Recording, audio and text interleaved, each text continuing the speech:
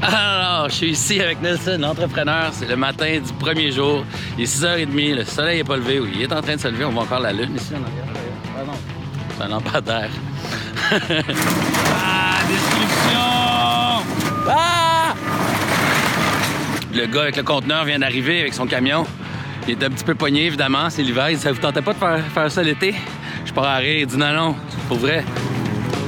Mon rôle, moi, dans cette histoire-là de Projet Columbus, c'est je suis l'investisseur et le propriétaire de la maison modèle.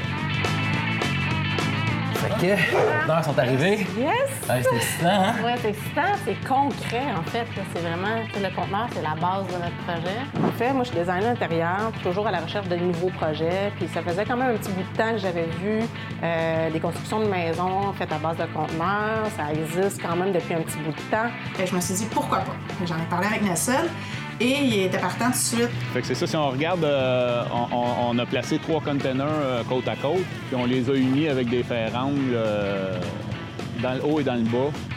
Je suis entrepreneur général. J'ai navigué dans les maisons préusinées, dans la maison neuve conventionnelle.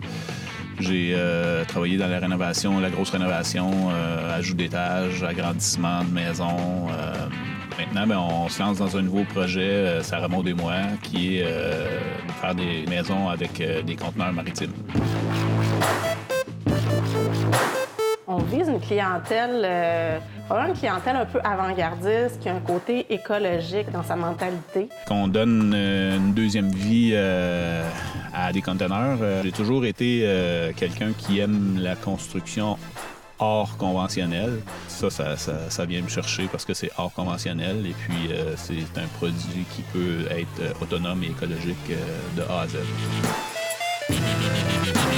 Chacune des maisons du projet Columbus peut être façonnée et dessinée de la façon dont on veut. Les conteneurs peuvent être disposés de plein de façons différentes. On peut les mettre un par-dessus l'autre, debout, sur le côté. J'en ai même déjà vu à 45 degrés dans lequel on fait une cage d'escalier. Toutes les autres fenêtres, oui. Puis, ils viennent enlever complètement les cloisons, comme je disais, à l'intérieur, sauf une qu'on garde pour la structure des chambres. Yes, ça va être cool, ça.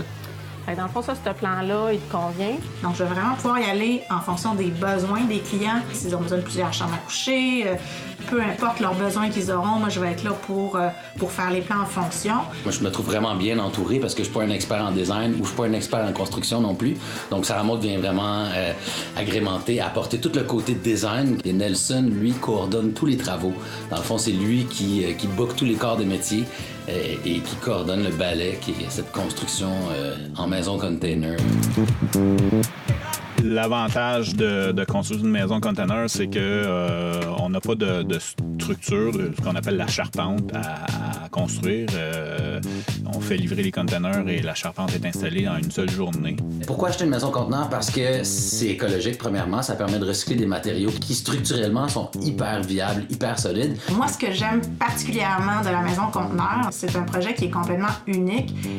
Au niveau de design, c'est super original. C'est un peu comme un jeu de Lego, en fait, parce que c'est infini ce qu'on peut faire avec ça. Il n'y en aura pas d'autres pareils, finalement. C'est ça qui est le fun, puis je pense que c'est ça que les gens vont aimer aussi.